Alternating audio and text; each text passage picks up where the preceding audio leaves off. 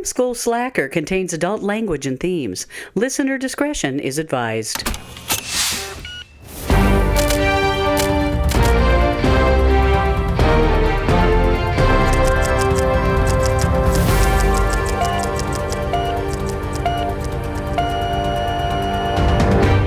Welcome to Film School Slacker, the podcast where I go through so much. I think I'm up to 171 movies now on my watch list. Wow. And my bestie Megan helps me get through them. That's I'm me. Ian. That was a weird one. Hi, I'm Ian. I'm Megan. And so, yeah. It's been a hot minute. I blame the Minnesota Renaissance Festival. That's fair.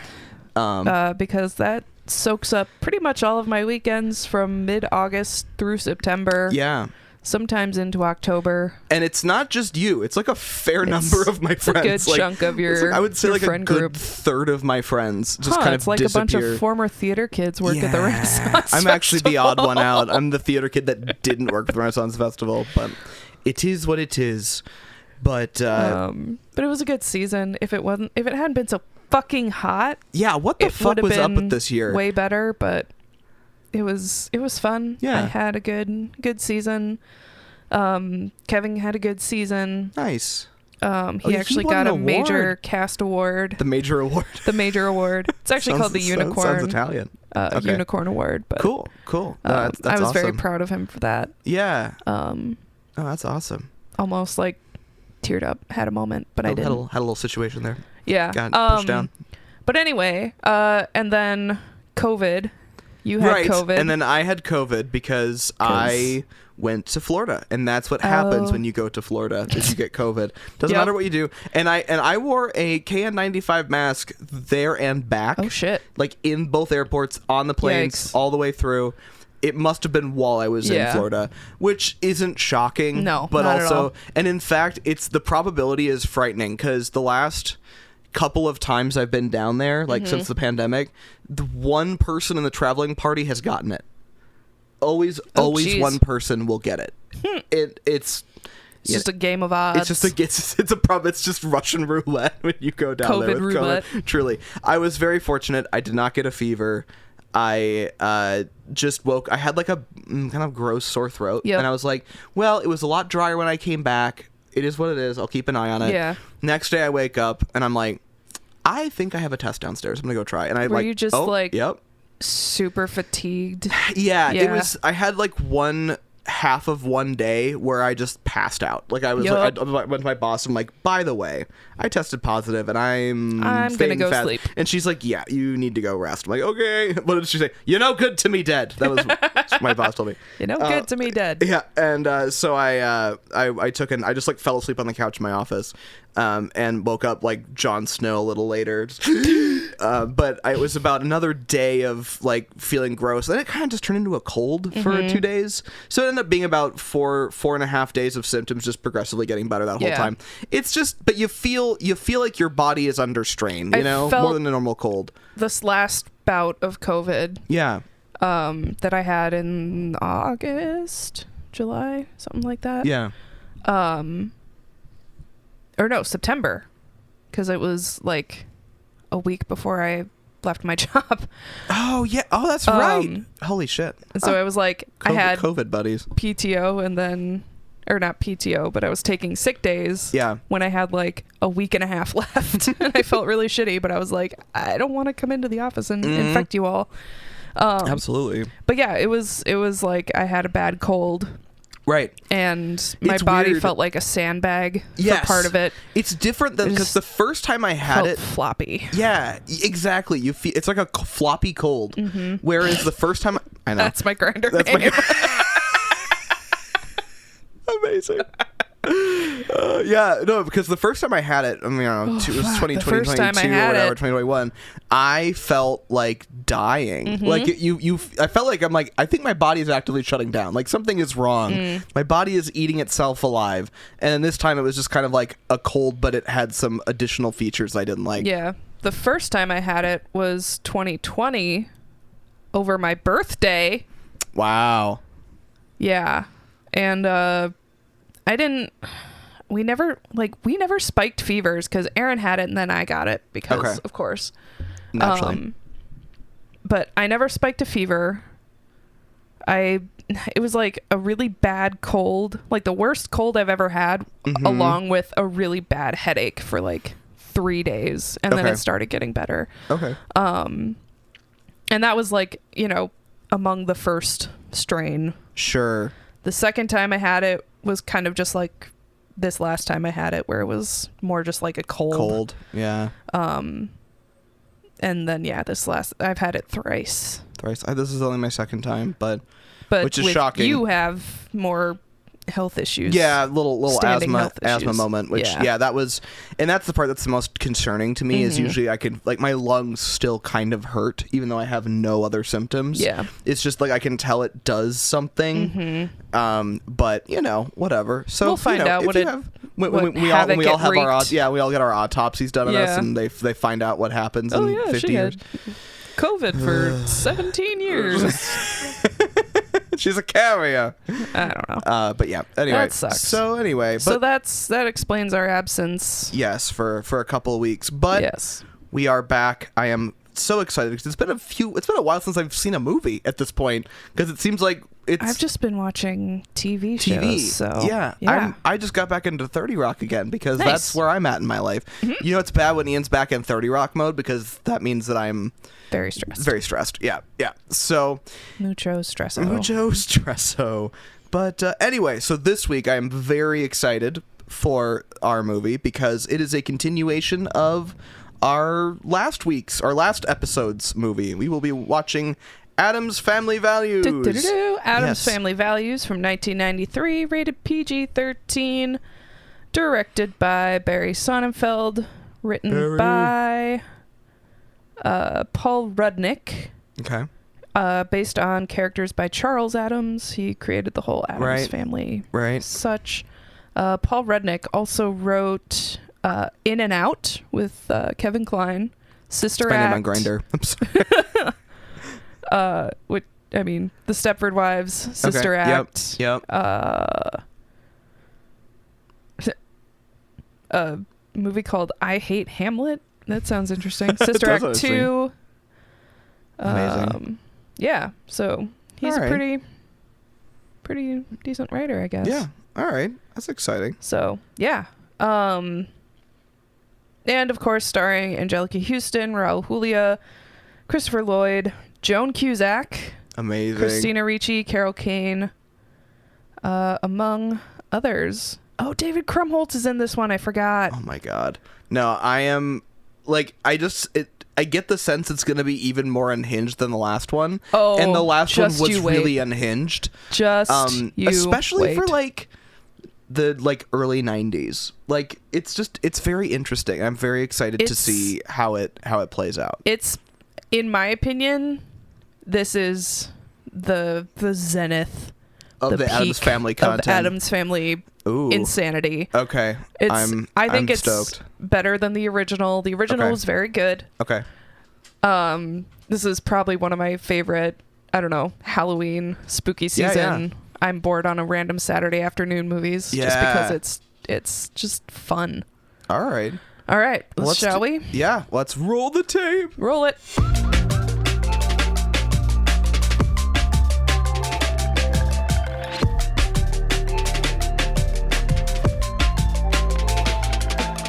You're right. That is a lot more unhinged than the first one. It is so much. Blink and you miss it has never been more literal. By the time I got one note down, I realized that I had three missed more a bit. things. Yeah, exactly. Oh my God. Okay, so first things first, that was a delight. Yes. That was an absolute delight. Yes. I think one of the big notes I had was, I think that two things are true about it. It holds up. Mm-hmm. I don't know how you could possibly make it today. You can't. It would be impossible to make. But it's weird because it both exists in a world where I think that generally it's okay that it exists, but I just don't think you could do it again, Yeah. Yeah, it was just right from I'm just going to jump into notes. Yeah. From the very get-go, you've got Fester howling, just like the intro subtitles. Right. Fester howling. Amazing. Literally howling at the moon on the roof. On the roof. Amazing. You start with like the cat not being dead, putting it into the ground. And then my first big like kind of showstopper, I forgot how good the set design is. Yeah. Like they play so heavily into that high detail but very theatrical set builds, and they just like it's dialed up even higher this time, and I was in love with it from the very beginning. Yep. So that was cool. And then so immediately she's having the baby, right? Mm-hmm. We get into the hospital. I know you looked this up, but my first notes was there is a scene where it cuts to like a shot where it cuts to Morticia laying in like the gurney or whatever, going to the hospital room, and it looked wrong. Like something looked incorrect about it. And my going theory is that they had to composite her onto the bed because they couldn't do like her weird light effect while having her on a gurney. Close. Okay. They shot her standing up with the bed as a background. Got it. So, okay. Similar vibe because that makes sense. Otherwise her hair and her makeup, all the stuff that they had to do would have looked weird because they had to do all the weird stuff to her because gravity. Right. So yeah, they shot her just standing up. That makes a lot more sense because like she wasn't moving but the background was, and that's why I was confused. Like they should have just shaken the camera, but they didn't. They shook the gurney, but she didn't really move along with it. Like it just immediately I was like, that didn't make sense. Yeah. So okay, someone bumped the set, I guess. Right. Yeah. So that was a thing. So the right out of the get-go, they're being pretty woke. Probably not intentionally, but the bit where they were like, "Is it a boy or a girl?" It's an Addams. That was a great. Honestly, it was a great. That's a great like almost cold open. Yeah. On the movie. The movie has a couple of TV like trappings on it, which is kind of fun. But yeah, like a cold open, all that crazy stuff happening, just to say it's an Addams, and you jump right into it. Jump right into the theme song, right. The opening credits. Yeah. It was great. But yeah, I love that like whatever they put. It's a. At the time, it is what it always is with the Addams Family. It's sort of just going against the norm for the sake of going against the norm. But a lot of it is sort of now. I don't know how to describe it. Like a lot of it now is sort of like lines up with how a lot of people operate, now. Like the idea being like, do we really care what the gender of the baby is? Like apparently people do because there are still gender reveal parties, which I have never been to one. I don't plan on going to one. Anyone who knows me probably would know not to invite me to one. But yeah, I think they're stupid. It's just a silly thing. And it's an excuse to get more gifts. Right. Exactly. And that's dumb. That's silly. I mean, or just if you're gonna do it, just have another thing to have more gifts. Like whatever. Like I don't know. Have a birth. Have a birth. Party. Just have a birth. Yeah. Have an Addams. I would like an Addams. It's fair. It's so anyway. Like right away from the beginning, like you can tell they're doing it because they want to go against the grain. Like everyone's gonna be like, well, what's the is it a boy or a girl? We want to know. And Wednesday like, and Pugsley were also like, it's a boy, it's a girl, it's a boy, it's a girl. Right. Yeah, and so I love that. That was just a classic, great way to level set war with the Addams Family, which is great. Thing was an absolute creep for just like hanging out in the delivery room. Delivery room. It's like, come on, dude, what are you doing? The tech deck. was his thing was on like an old school ski, like a roller skate clamp on roller skates, and the thing was just riding on it like a roller, like a skateboard. That was phenomenal. The baby was cursed. I mean, I don't like the mustache. It's an Addams. No, I know. His name is Pubert. Yeah, as in puberty. Oh God. That's why he had a mustache. It's funny. It's a funny little bit. Yeah. Apparently that was supposed to be Pugsley's name. Oh. But whatever company or whatever editors early saw on. it. Like, yeah, early on. Oh, we're like, no, you can't do that. They were like, no. It's the 50s/60s. We don't talk about that. We don't talk about puberty. We don't talk about Bruno. No, we don't Got it. talk about Changes. changes. Changes. Faces strange. Changes. Anyway, so boogie boarding. Love it. So right away, like a couple of like amazing zingers, like right off the bat. Oh, You've God. got he has my father's eyes. Yeah, Get those out of his mouth. Amazing. Just the delivery. That killed you. You were laughing. That one. That was an LOL moment. It was an ROFL situation. It was one of those where it was just the delivery was so deadpan, and I am a sucker for like a well-timed we didn't spend a lot of time on it. Yeah. Like don't dwell on it. Yeah, don't dwell on it. Just like let that land, and if somebody gets it, it's just funnier to me. Like it just played into my style of humor, I guess. It got me real good. And then they go to drop the baby off the top of the house, and it was clearly like background scenery, like painted, and it looked so cool. Like the way that they did, like it was this crazy forced perspective, like down the side of it. Like it was so theatrical. I loved it. Did you notice that the moon in the opening scene with Vester howling also really looked painted? Yes. Yeah. I was like, oh wow. I got the sense that a lot of their outdoor scenes were probably on a soundstage. Oh yeah. And I have some notes on that later, but like I love it. It feels so theatrical, and I am a sucker love for a theatrical performance movie thing, because holy crap. Like, right? Also, I mean, this is just me trying to bring practicality into absurdity. Yeah. So Wednesday and Pugsley are, 12, 11, 10. Yeah. Kind of in that pre-teen range. Right. Having a new sibling at that age is kind of weird. Yeah. That's fair. My sister, my 3 younger siblings. 2 of them were born when I was 8 and 9. Okay. So I'm kind of like in that same age range. Yeah. You can speak to that gap. Yeah. Yeah. And like, I had a sibling previous when I was 4. My sister, Allie. What's up, Al? You're not listening. Oh, hey, Allie. Yeah. If you actually listen to this, I'd be like, whoa. I would be shocked. Shooketh.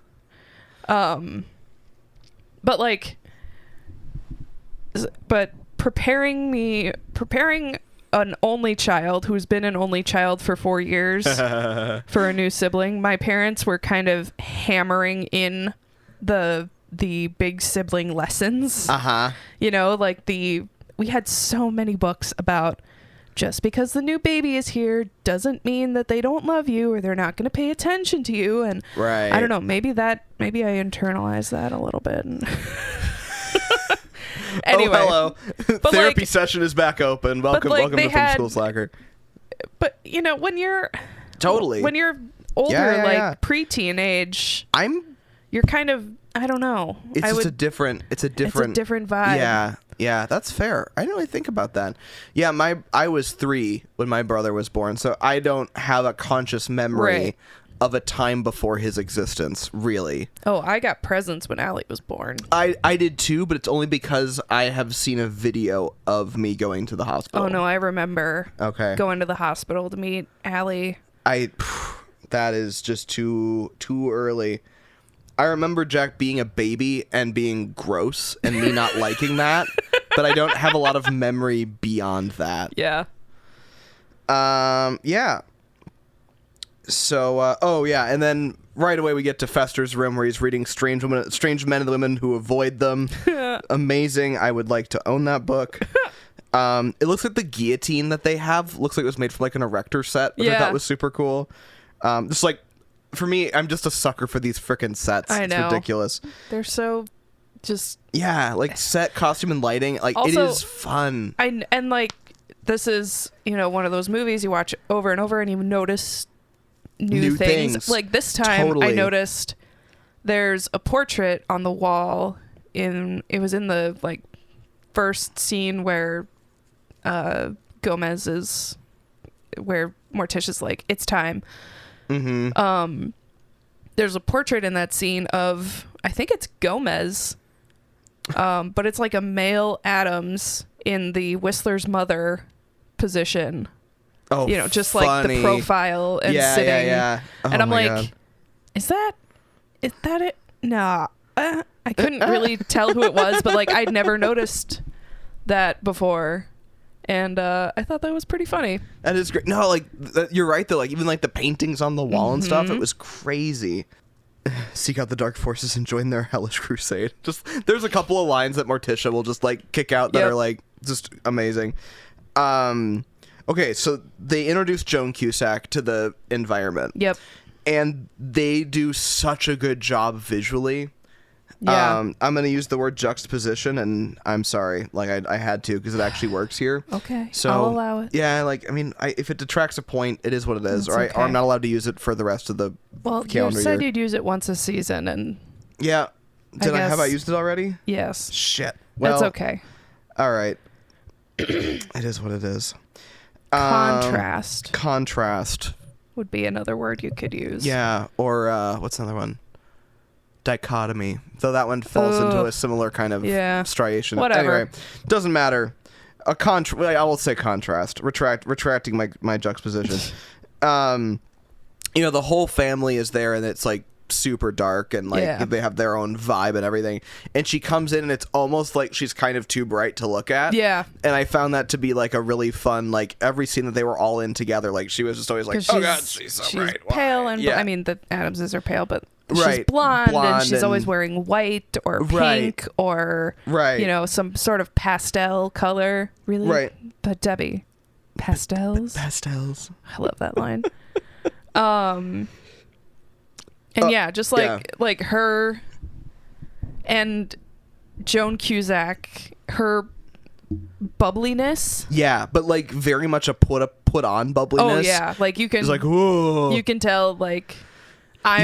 You can tell that she's coming in here with a An motive. agenda. Yeah. She's got her raison d'etre all buttoned up, and she is. I'm gonna make In this it family to win it. Love me, and make and you know, pour extra, you know, whatever love bombing on Fester and get that money, and then kill him and get the fuck out of town. Right. Also, I love how they introduce that subplot, or is it the main plot? I don't know. How they introduce that aspect of her character being she's like late night watching, definitely not America's Most Wanted. And as the guy is like telling the story of who that was. of this Black Widow that is clearly Debbie. Right. It cuts away to the different aspects. Like she stalks her victim, and then you cut to all of the magazines and clippings that she has of Fester, and then eventually the money runs out, and you cut to the last few dollars on her nightstand, and like I just thought that was a really creative and clever way. It was clear as the situation, but it didn't make it feel like that they were bopping you over the head with it. I very much enjoyed it. Also, the guy on the guy doing not America's Most Wanted was Peter Graves. And nice. Because wasn't America's Most Wanted Robert Stack? Did he host it? Doesn't matter. I don't remember. Moral of the story is Peter Graves is an icon, and he's from Minnesota. So. Oh really? Yeah. I didn't know that. He was the captain in Airplane. I was gonna say I know that voice from. Yeah, and he's just got a distinctive. He's great. Yeah. But yeah, that whole sequence where it's like, because when you're introduced to Debbie, you can tell something's weird. Right. And then there's like, okay, this is why it's weird. Right. Here's the weird. Yeah. She's got a plan here, Right. folks. Right. So. I also love a movie that doesn't really hide anything. Like, this is a movie where you're not going, gosh, I wonder what her motives are. You know what I mean? Like, the whole time, you know what her motives are. There's never a big gotcha reveal. Like, you're there because you're having fun, not because you're trying to find out what that character's deal is, right. you know? Yeah. Oh, I am never going to be able to get over her putting Fing's finger in her mouth. Oh, my God. I can't. I don't That have, was like... that was a lot for That me. was like just stripping someone's pants and giving them a blowjob in the middle of the day. Middle of the day. Like, it was in front of his family. I literally just wrote the implications. Literally. Like, what? Okay. Anyway, so Thing just got assaulted. Assaulted. I mean, I personally, I feel like Thing was not against it, but also, I don't know. Also, that was. I don't know. Yeah. I don't know. Man. I don't know. So yeah, it was. Yeah. So goodbye to Debbie. So yeah. Come on, let's go. Let's see. Oh, she when they're finally out of the house, she's like digging through all of their financials in like the office, Yeah. and I'm just like, oh god, I hope she can figure out where the fuck they made their money. I'd love to know. Right. Like, someone tell me. Debbie and adventures in forensic Accounting. forensic accounting. What are you interested in, boys? Homicide. Homicide. Okay. Let's talk about the summer camp. Oh my God. That is one that I feel like I think that's a big reason this is what it is so today. well, and it's so like strange people in a normal Yep. situation. Yep. You put But- two kind okay. of Okay. quote unquote oddball kids Yep. in a normal quote unquote summer camp, like teen summer camp for privileged youth. Right. Oh god. Okay. You got a recipe You for got a recipe for comedy hilarity. and chaos. So, and you're right. Like, that is definitely like at face value. That's Yeah. what they did, but it's definitely more than that. oh yeah. Because I love how the Addams Family, by the end of the movie, you are fully on the side of the weirdness of the Addams, Absolutely. right? Even though they go too far kind of frequently. You know what I mean? Yeah. Like, they do things that are like, well, that is a That crime. should You know, be- like, you should probably a crime. be in jail. Right. Yeah. But you're definitely on their side. But in this, like, this whole sequence, everything that happened at the summer camp, like, I think a lot of people, I know I felt it, and I'm sure a lot of people in our friend group feel that way, where you feel like when you go to an event like that or a space like that, you're just immediately an outcast. Yeah. Like, you do not feel like you're part of the popular group, and you feel like the people running it kind of like enforce it. Yeah. And so, like, kind of watching all that take place was at first like, oh god, I remember this. You know what I mean? And then, but then as time goes validating. on, it was also just really, really, it was validating, and it was also kind of satisfying to watch the outcasts that you feel connected to just like wreak havoc Yeah. on all of the evangelicals. Like, it was, I mean, I didn't say that, did I? Like, you know what I mean? They're though? wasps, like, yeah. Yeah, like waspy stuff, you know? And like the one Jewish kid, like, it's just, Yeah. so much of it is on the nose to a degree that's like almost like, holy shit, you know? Like, you get the, you know, the blonde girl who's had everything in her life, and Yeah. that's a whole thing. I'm just figuring out, The like, Help. The Help. Oh my god, like, Ew. it's so gross. And like the two camp counselors, like, he's clearly a closet case, and like and she's just like trying to like make things work in her life. Like, it's She's no bad vibes. no bad vibes. She's literally toxic positivity. Yes, About yes. everything. Including her marriage. Yeah. And like, and just like using positivity to try to like brute force her way through life. Yeah. And also, and I said this several times during the screening, I was not ready for it to be Christine Baranski. I don't know why. I love her.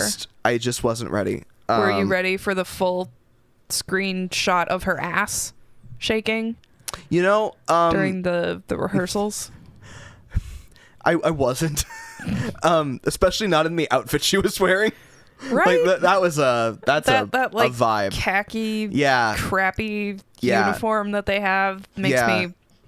It's something. It does not work. Yep. For. Yep. I mean, she's beautiful. She She's is. fantastic. Absolutely, which is why it was kind of like, wow, they did our girl dirty. Like Yeah.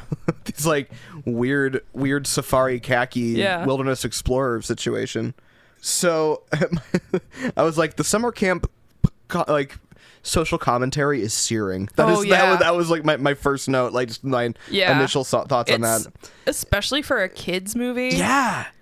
I honestly, like, I just get why so many people like latched onto this film. Yeah. Like, I don't need it now in my life, but even so, it's still weirdly validating. Like, Yeah. it's something. It's pretty amazing.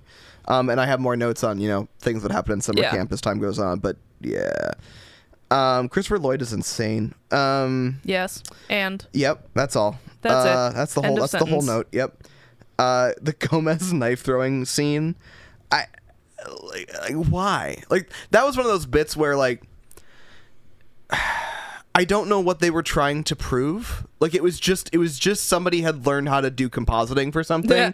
and they were like, I have an idea. It was like an effect looking for a scene a little Gotcha. bit. Like Yeah. it was fine, and it worked mostly okay. It held up all right for being 1993, but it was just a very odd that and the fact that like he can just throw knives and they just kind of go whatever Wherever. direction. Yeah, I thought that was kind of funny. Like it plays into the bit, like Yeah. these like weird casually like, wait, I'm sorry, what just happened?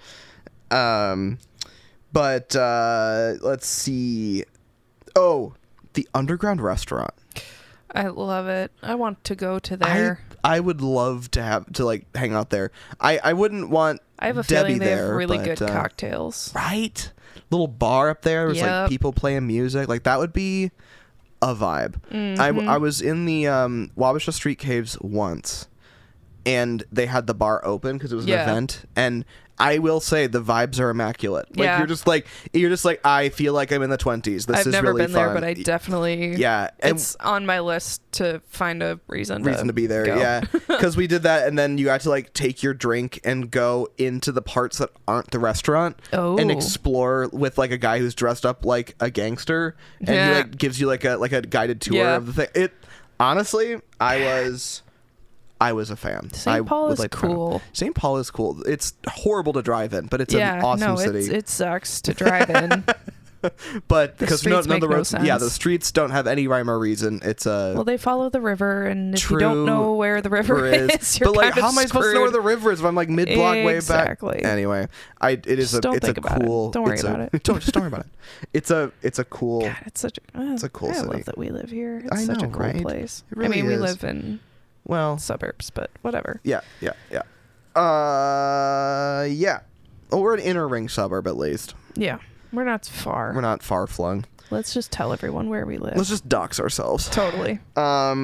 Yeah. Oh, and then I needed to note that you and I almost started singing Popular. That was a whole thing while we were in the underground Oh restaurant. yeah. Well, Gomez This was is like- trying to oh, teach like- Fester how to Yes, be how suave. to be suave. Yeah, I'd also like to figure if Gomez could tell me how to be suave. That'd be great. I mean, Yeah. yeah. Oh, and then in the restaurant, and I was just like, this is a masterclass in costuming. Like, everything was just, like, perfect. Yeah. Like, and I don't have a good example right now, but everyone is dressed perfectly. And I can't tell if I like the show-stopping dance number or not.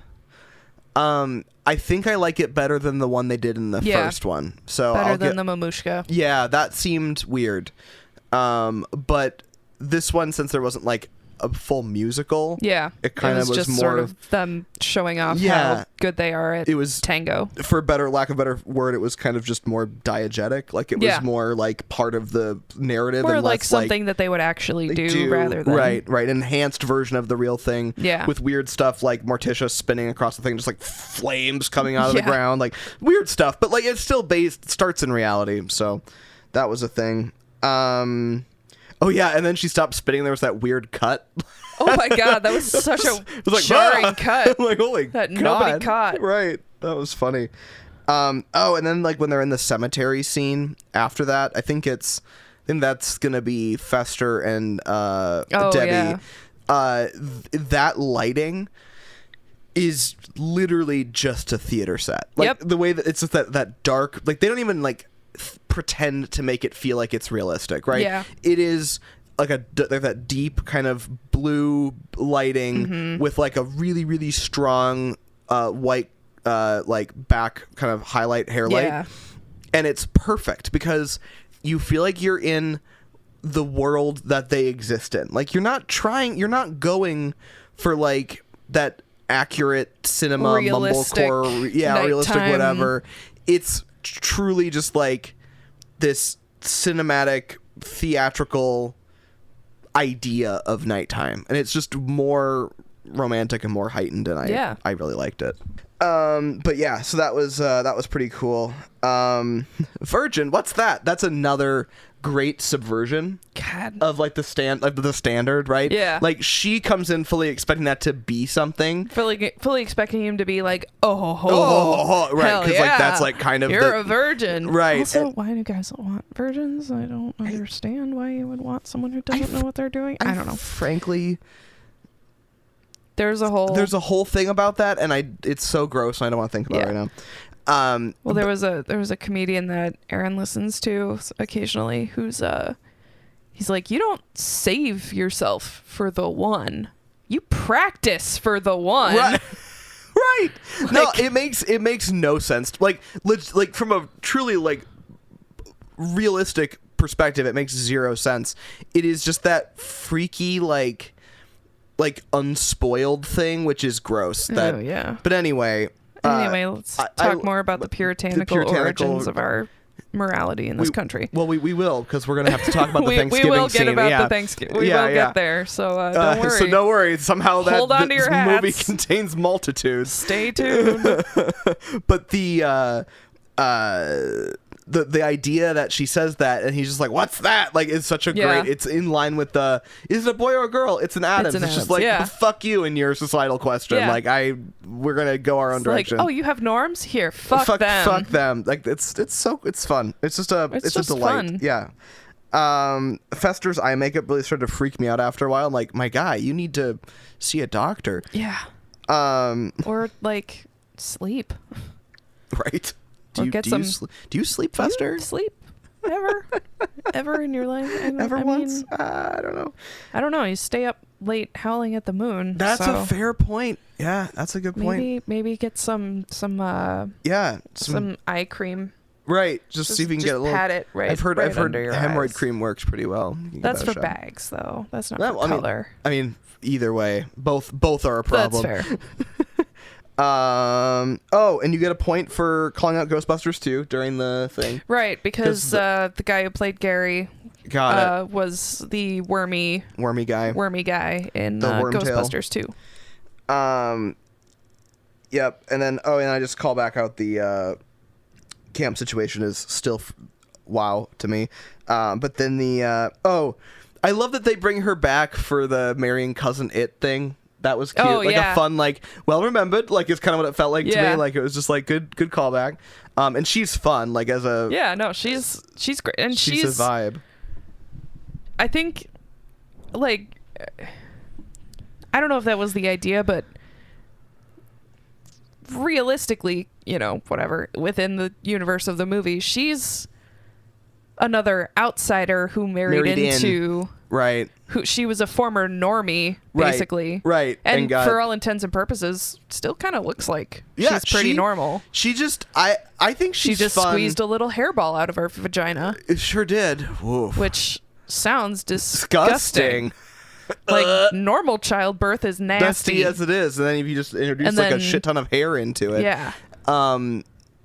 There's a couple other questions that I have that I don't want to think about. Yeah. But I enjoy, the thing I like about her character specifically is she's just like, yeah, this is kind of my vibe. Like, I'm always kind of normie, but I love this. But I love cousin it. Like, he swept me off my feet, and if this is his family, I'm gonna right. And she just seems to genuinely enjoy all of their antics. Like, I love that is a vibe that I very much relate to. Like, I do not feel like I don't feel like a very eccentric person. Like I Yeah. have my weird little like autistic, planes and trains thing. Like whatever, we all do. Your My hyperfixations. My hyperfixations and my things special that, like, interests. Yep, and loving tech and whatever. Yeah. But like I don't think of myself as being like eccentric. Like in the way that the Addams is kind of are portrayed as.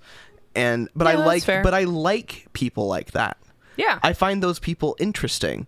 And so I like her idea of like they love that she comes over and she's just like loves her crazy partner. crazy in-laws. You're right. Like I just love that. It's a vibe. It's a good vibes. She's good vibes. Is my point. They portray her well. Also the outside of the house throughout this movie felt like it was more decrepit looking than the first time around. Yeah, I think it was. It just felt like it was more boarded up. It felt a little more isolated too. Yeah, like it just felt because like in the first one it was like they were a family. They actually had some neighbors that they didn't get along with, or some got along with, didn't others. Yeah. But I don't know. It felt like it was just very like some of that was a little more heightened. Like the house was more decrepit, the location was more isolated, and it was always nighttime. Like it was interesting. It was an interesting vibe. But why is Uncle Fester shaped like that? Anyway, that's too much shoulder tension. A lot of shoulder tension. So much shoulder tension. That's a fair point. Maybe they should have gotten him a couples massage in Hawaii and maybe bring his shoulders down a little bit. It would have been good for him. I mean, you know. Yeah.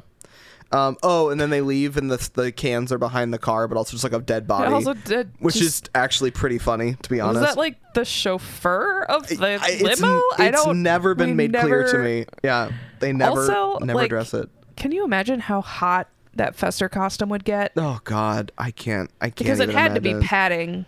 Yeah, like to get the shoulders that high. He's shaped like a tube. Like it's bizarre. Like he's like 4 times as wide as a regular man. Yeah. It's crazy. It's funny. And of course Christopher Lloyd does such a good job of wearing it, like being in the vibe. Yeah. It's crazy. He nestles into it. Right.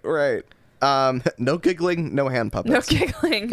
No hand puppets. These are things I have to keep in my mind. For sex. For sex. For sex reasons. Yep, no giggling exactly. and no hand puppets. And the bit where she like I don't know that scene with Debbie. Yep, Debbie and Fester. There's like the score has some hilarious work in the brass section that I thought was really funny as they like played that scene out. Yeah. Yeah. Oh, and then Gomez and Morticia have their little line, the old ball and chain, and then I'll go get it. I'll go get it.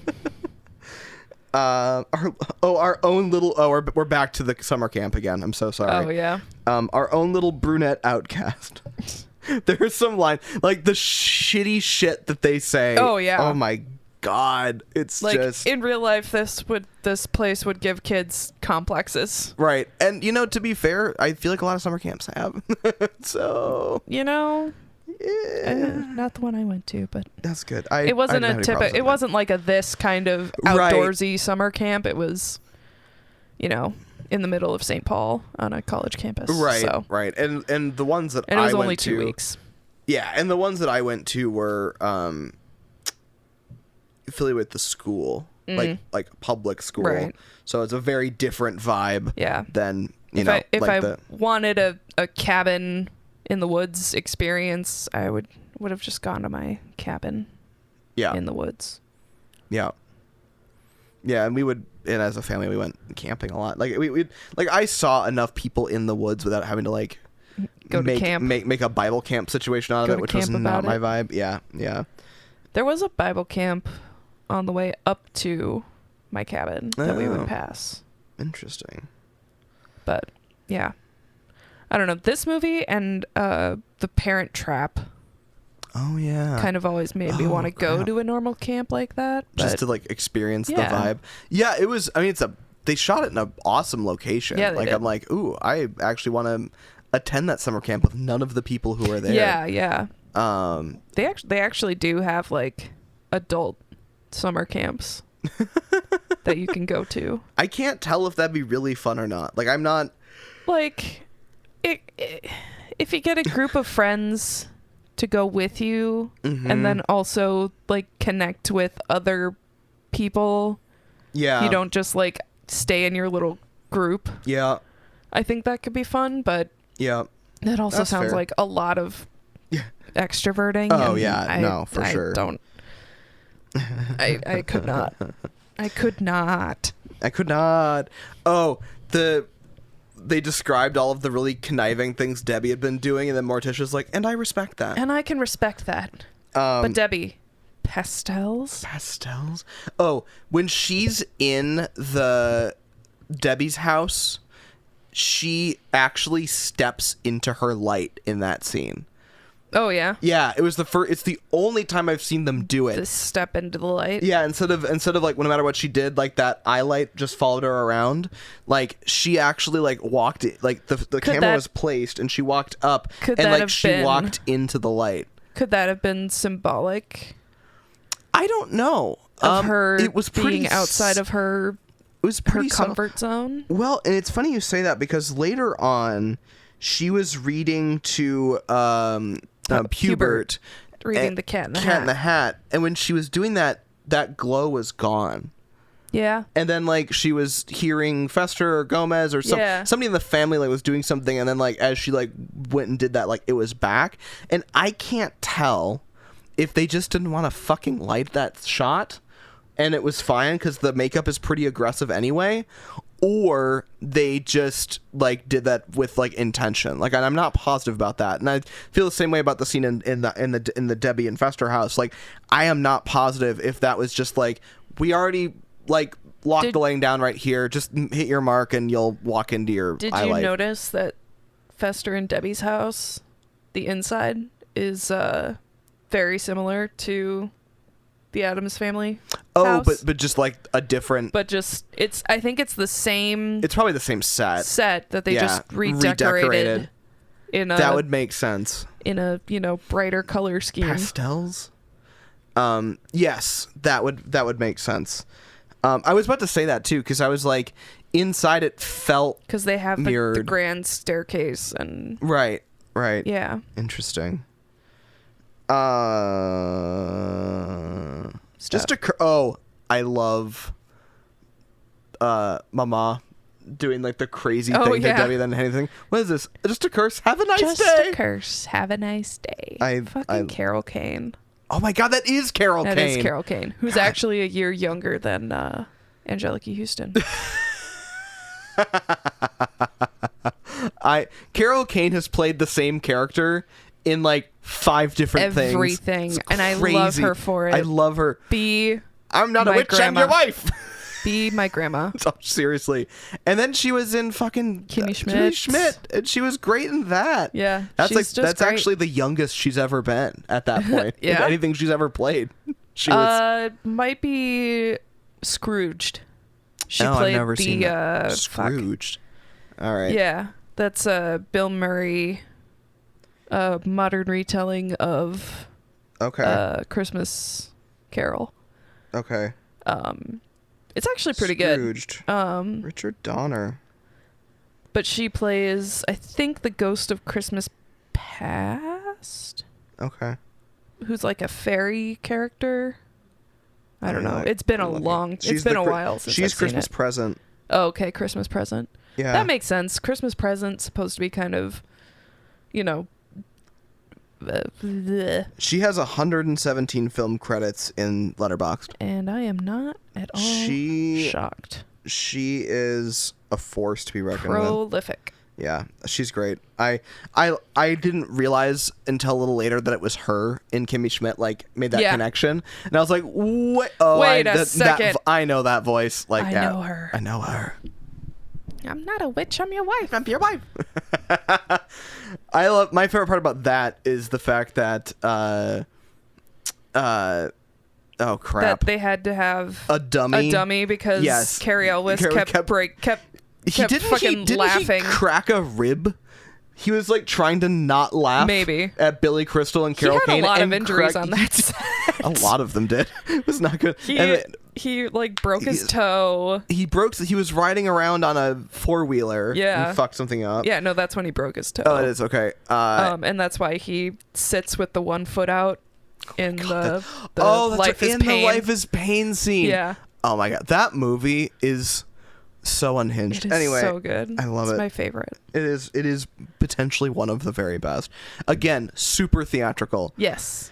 I guess Thank we're you, just Rob theater Reiner. nerds. It turns out. We'll get to you, Rob Reiner. I think they own a Buick. A Buick. No. No. Gomez. Also, Nathan Lane being like Oh my God. 25. Oh my Although god. he was probably in his 30s, but he Probably. looks so It's young. funny. There's two people in that movie Yep. for sure that ended up being in the birdcage like 2 years later. 3 years later. Oh, yeah. Because it would have been, what year was that? Like 95, 96? 96, 97, I So it was think. probably three or so 3 years later. Both yeah. both Nathan Lane And Christine Baranski. Yeah. Huh. Interesting. Oh my god. Anyway, I love that movie. The movie is a special place in my heart. Let's see. I don't know. We've only seen it with each other like 10 times. 10 times. So good. They got My Guatemalan. Guatemalans. My heat. Oh my god. God damn it. I love that movie.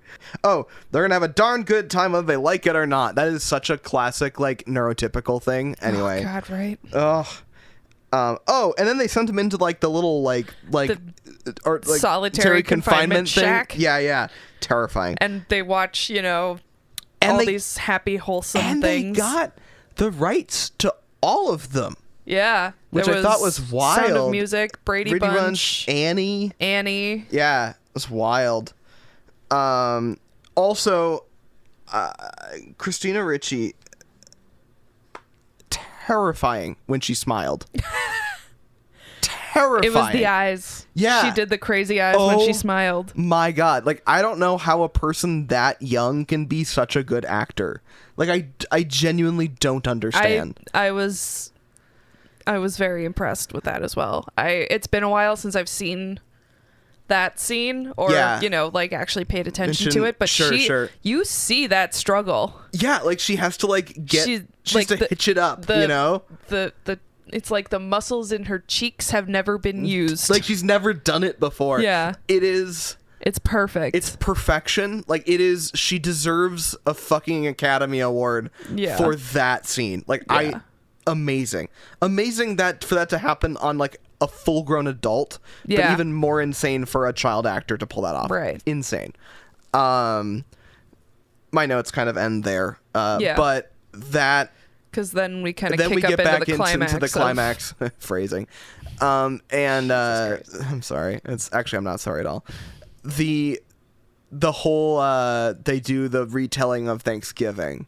Oh my God. Which is ridiculously inaccurate. Yeah, like it was such a.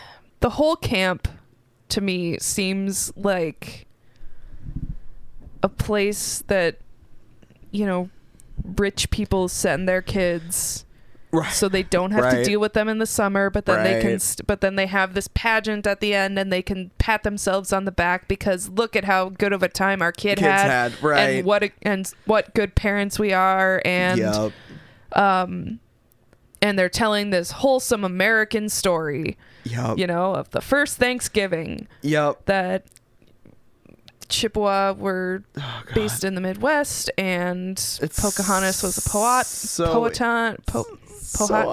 I can't remember how to pronounce. And honestly, this and scene, she was dead 4 years before the first Thanksgiving ever happened. So my thing is, this scene is the sole reason this movie couldn't be made today. Mm-hmm. Like genuinely, like I mean, I believe you. Like there's other stuff, but like this is the one because it's like I think that they executed extraordinarily well because ultimately, like, I mean, Wednesday just called the fuck out of it, right? Absolutely. Like she just like ripped them all a new one, and I'd be curious. Here's my thing: is I'd be curious to know what audiences at the time thought of that moment, because I don't know. In this day and age, I'm like, oh my god, that's were they super more accurate. pearl clutchy, like, oh god, no, right? Versus like, okay, like were they like, because everything she said was accurate. Yeah. So like, did they perceive it as like it's just those Addams being buzzkills again, or was it like, oh shit, like that was like that is probably true. Oh dear, like I would just love to know what the temperature was from that whole sequence, because I think it's funny as hell, honestly. As much as I want it to be the shit, that's true, like kind of moment of clarity. Right. I have a feeling it was. Shucksy doodles. Shucksy doodles. I would be very curious to know like what that energy was. Because that comes up in Wednesday.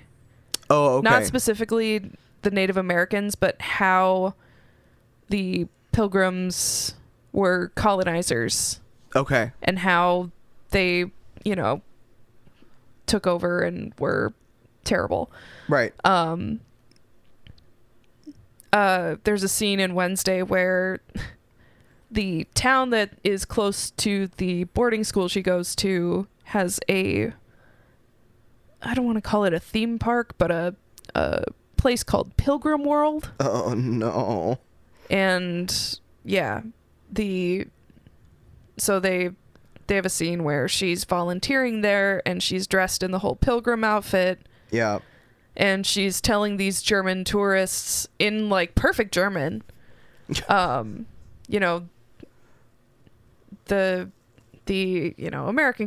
American pilgrims, the British pilgrim, whatever, mm-hmm. They were colonizers. They settled, they took this land from the people who rightfully owned it and imposed years of violence, and just kind of goes on a little bit of a rant, right. And these German tourists are just like have their fudge, because they yeah, she's sampling fudge for them, and it's just like one of them has their fudge like halfway to their mouth, like and she's like, so enjoy this delicious fudge that's built on the backs of genocide, essentially, something like that. Oh my god, that's pretty funny. Yeah, and so and it didn't even occur to me that happened in both of these until this rewatching. I'm like, oh yeah. So maybe Wednesday has a bit of a clearer view on American history than a lot of people do. Right.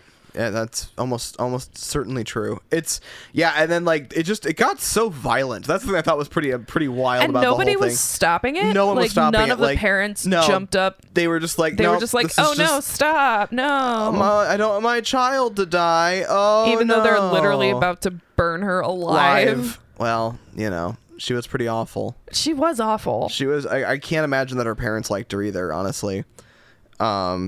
So. Okay. I mean, they did send her to camp for a whole summer. That's exactly. Oh, and I'm not sure who drove the getaway car for them. Pugsley did. Oh, did he drive it away? He hotwired the van. Oh, that's right. He hotwired the van. That's right. And drove it away. Also, Joel was a fun little bean. I liked him. He was a cutie. I just like that, like, there was never, and again, in that whole subversion of the norm, like, they clearly like had a spark. Yeah. But like that was never like David Krumholtz. David Krumholtz is the actor's name. Oh, okay. He was in the Santa Claus movies. Okay. At least the first one. Okay. Huh. He was like the head elf. Got it. Okay. And he's been in a bunch of other stuff too. Sure. Yeah, I mean, he's pretty good. So it was very cute, but it didn't like belabor the situation. Like, it was just sort of like, I found it enjoyable that like she just like was drawn to a person who just was drawn to another weirdo, right? Another outcast, and like he liked to read. He wanted to read like Stephen Hawking. Yeah, he was like, I just want to sit and read. Right? What's so wrong with that? I'm literally allergic to a lot of stuff. Why am I here? My parents dumped me here. For real though, she gets it. And she's like, I can make you. I can make you better. Yeah. Not like that, but No, but she's like, I can work with this. We can We can hang. We can hang. You get me. Exactly. No, I thought that was... Yeah. Except at the end where he's dressed like Gomez. I didn't really understand that. Pro tip for all the dudes out there, if you want to, you know, court a young lady, don't dress like her dad. Yeah. And it was a weird choice. I just think that personally I'm choosing to experience it as in he's trying to find a way to fit in. And the person that he thought that he could most emulate was Gomez. And maybe he's kind of trying to do what Fester was trying to do earlier in the movie and kind of take some of that suave. He's got that joie de vivre kind of vibe. Grab some of that suaveness, that Rico Suave part of it. Yeah. And channel that. But also, like, if you're gonna do that, my friend, make it your own. Right. No, but he's also like, I don't know, 12. Like 13. Yeah, right. So he's gonna do it. I mean, the fact that he got that far is a great commitment to the bit, but also if you definitely don't try to emulate exactly the person you're courting's dad. Yeah, totally. It's a very good tip. You heard it here first. If some guy rolled up wearing a Vikings t-shirt, cargo shorts, and New Balance sneakers, I would be like, what are you wearing? What is going on here? Oh no, that's really funny. I would be like, the U.S. Bank Stadium is that way, my friend. Yeah, you're clearly very lost. You clearly don't know anything about me. Okay, should we do our rating? Let's do it. Okay, number 1, production and design. 5. 5 out of 5. Yep. No doubt. Spent a lot of time on it. We did. It was very nice. It's very nice. Very good. Oh, yeah. I guess what did you think about? You were right. You made your prediction halfway through the movie. Yes, we didn't stop it. No. My prediction I gave to Meghan halfway through the movie was Debbie's gonna die, and as like there's gonna be something that happens after that, or as a result of that will be the way that Fester finds love. Yeah. Because there was a short period of time where I thought maybe Debbie would do what Fester did, where like she would just fall in love with the family. Oh. Like in spite of herself, but then at some point I realized that ship had sailed. Not gonna happen. Yeah. I thought that was super cute. I liked the vibe was, and the vibe for dementia was perfection. It means insanity. It means Fester to means rot. To rot. To rot. Awesome. Super cute. 10 out of 10. Yeah. Okay, story rating. I mean, what are we, you know what I mean? Like, I wouldn't call it a perfect story because it isn't trying to be. Yeah. This is where I always struggle, where it's like, this is a movie that knew what it wanted to do and set out to do that. And just fucking did it. And did it. So they like, did the damn thing. Right. So I would give it a 4.5. Yeah, I'd say that's fair. You know, like we could go into like inter numbers, but we'd have to round up. Yeah. So I'll give it a 4.5, and then performance. I am very comfortable giving that a 5. Yep. I have no reason to not give it a 5. Yeah. Everyone was on point. Wednesday, Christina Ricci. Amazing. Joan Cusack did just so well. Absolute perfection in like a really freaky role. In subsequent, like she played in this movie, you know, she played, you know, the hot chick, the love interest. Right. I don't think that's a role she had really ever played before. Oh, really? Or even really since. Really? Because she did a pretty good job. I think she actually plays the love interest in and Out, I think. Okay. I think. Well, and then she gets dumped. They had to. He's gay. Classic. But like she had to be a character actor though. That's true. I think she had the chops to be a character actor, and that's like who else could have done like that role? You couldn't have had a classically ingenue kind of actor play that role. It wouldn't have come across correctly. Yeah. Because it wasn't supposed to be like the secret Black Widow we weren't aware of. Yeah. She had to be fucking crazy the whole time. She had to be, which she did very well. Can I say something that might sound a little conceited? Go for it. I think if this had been in an alternate universe where this had been one of our high school productions, I bet I would have been in the running to play Debbie. Like, think about the characters I played in our high school theater. You usually went more character-y. I was the character person. Janet came out and told me that. Oh yeah. She's like, because you know why I give you these roles? It's because you can do the big characters, and you don't. And you know. Yep. I was very honored by that. Yeah. I was like, I'm gonna do the damn thing. I'm gonna roller skate around on this slick ass theater floor. Yeah, you are. And this oh my god, slick ass cafeteria floor. Slick ass cafeteria Hope floor. not to fall on my ass and break my head open. The number of crazy things we did in just the kids shows we did were insane. I was comfortable in the, smaller part ensembles. Well, you had and I frequently, because I was the lead once, right? And anytime I had a bigger role, like it was like a little. Sometimes it was less fun because like you couldn't fuck around. Yeah, you and you had to do that's stuff. why I was comfortable in the smaller, because I could fuck around. You could have, but you still had like a little show stealery moment. You could do your thing, and you could get out. I loved it. It was my favorite thing to do. Anyway, we need to do theater again. Anyway, I fucking miss it. Me too. It's coming back. The worm is in my brain, and I'm gonna need to do something at some point. So I'm gonna write a Fringe show. Oh my god! Holy shit! No, I'm not. I'm not gonna do that. I can't do that. You should do that. Actually, just do it. Now you said it on. You said it online. You said it on the interwebs. It's too late. So now it's true. Now I guess. It's true. Yep. Just wait till that happens. All right. So cultural impact. I think this one's gonna be. I don't know. I'm like, Addams Family Values. It's not like something that's super referenced. No. But it's a big like. Except for John Mulaney. Well, yeah. Yeah. But it's like a big. I think that it comes up like even in my like just family functions and my extended family, like we'll randomly make references. But I don't know if it's specific to this movie or it's just because the Addams Family characters are so well known. So I can't claim this movie made a specific difference. Right. I think again it's one of those like the people that it made a difference to, it's important to them. I think this is going to be kind of along the lines of our Dogma rating, where to the people that love it, it means a lot to them, but the people that don't, like, it's like whatever. Yeah. I think that's probably fair. Do you want to give it a 4? I was going to say 4. Yeah. Because I think 4 is fair. I love it.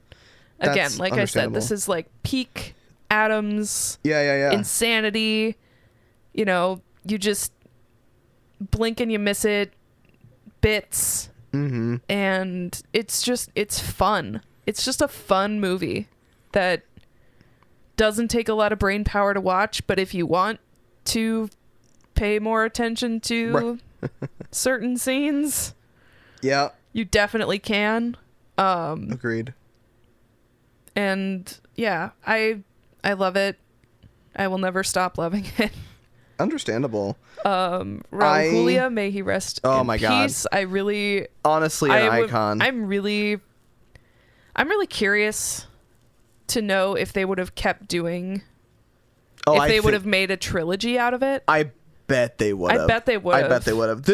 This felt like it still had energy left. Like this cast felt like it still had energy left. Well, and like especially with Barry Sonnenfeld. Oh my god. Because 97 was Men in Black, I think. Mm-hmm.